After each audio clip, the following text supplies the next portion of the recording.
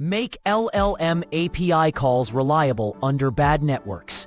By the end, you will have a simple Python pattern that times out cleanly, retries with Backoff, fails over to a second provider, and caches repeated prompts. You will understand the trade-offs between latency, cost, and success rate. I'm Professor Pi, teaching AI engineering and LLM systems from basics to advanced in simple Python. Robust client behavior directly improves reliability and lowers error rate. The core metric we optimize. The trade-off is extra latency or cost from retries and caching memory use. In real systems, this matters. A single % of failed calls can mean thousands of lost responses per day at scale. Intuition first, then mechanics. We detect slow calls, try again more carefully, and fall back when a provider is rate limited. We will build a tiny client that echoes a prompt, times out, retries with Exponential Backoff, can fall back to a second provider, and caches results for repeat prompts. Now we simulate a single LLM call with timeout. This snippet models a single LLM call that respects a timeout threshold.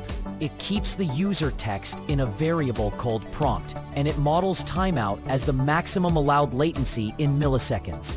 The code uses a variable called latency that stands in for how long the API would take to respond. If the latency is less than or equal to timeout, it returns the echo response. Otherwise, it returns the string timeout to represent a timed out request. Increasing the timeout flips outcomes when latency sits near the boundary. Lowering the timeout makes a timeout more likely and forces the client to retry or fail sooner. Next, we add a simple retry loop that can recover after one failed attempt. This snippet adds a basic retry that succeeds after an initial timeout. It stores simulated latencies for each attempt in a list, so the run is deterministic with a failure then a success. A small generator, or loop, finds the first attempt whose latency is within the timeout and returns its index, or none, if they all fail. The variable OK marks whether any attempt worked, and the printed message shows how many tries the success took. Raising timeout would make the first attempt succeed and reduce tries to 1. Lowering timeout can make the whole run end as a timeout and show the client exhausted its retries. Now we compute an exponential backoff plan for retries.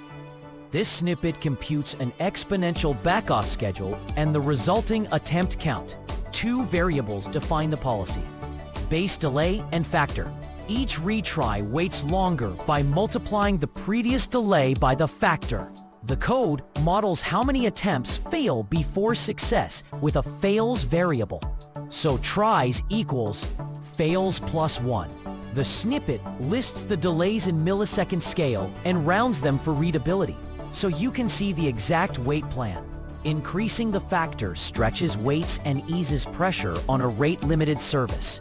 Decreasing it shortens waits, but risks hitting the limit again and causing more failures. Next, we show how to fail over to a secondary provider when needed.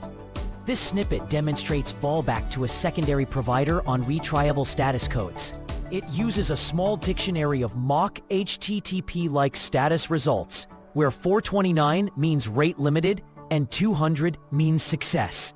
The logic chooses provider A when healthy and flips to provider B when A is not healthy. The returned model text is the same echo regardless of provider, so the example focuses on routing rather than model differences. If status for A were set to 200, the code would select A. Setting A to a server error like 500 would also justify failing over. The printed line reports which provider handled the request and the returned text. Finally, we add a tiny cache to avoid repeating work on the same prompt. This snippet adds a small in-memory cache keyed by prompt to skip network work on repeated queries. The dictionary stores completed responses, so future lookups return instantly. A cache get returns the saved value when present or computes the echo when missing. A Boolean hit shows whether the lookup came from cache, and a calls count estimates how many network calls were avoided. Increasing cache size raises memory use but can drastically cut latency and API spend on repeated prompts. A smaller cache uses less memory, but misses more and causes more requests. The printout summarizes cache hits, calls avoided, and the final text. Recap: this is a minimal, robust client pattern for timeouts, retries with backoff, provider failover, and simple caching. Use it when you need higher success rates and predictable error behavior for LLM calls. Caveat: you will trade extra latency or memory for that reliability, so tune cautiously. Next step: tune the timeout and backoff factor while measuring two metrics: median latency and successful response rate. Then iterate until you hit your reliability target. That single experiment unlocks the biggest practical gains. If short, practical AI engineering helps you, subscribe and watch the AI engineering videos.